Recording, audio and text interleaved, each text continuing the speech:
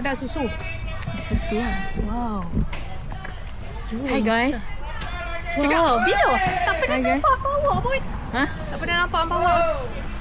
Bila tak bawa? Jarang. Hai guys, bola holi cikebum-cikebum. Sekarang pukul 12 weh. 12.30. 12.30. Kita orang boring. Boring eh. Especially ni.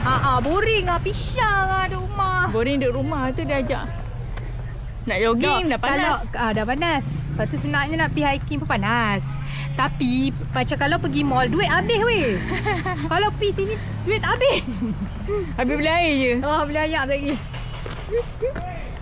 So ikut jalan tayar ni. Tarmac. Apa dia? Tarmac walk. 2.5 kilo. Sudah.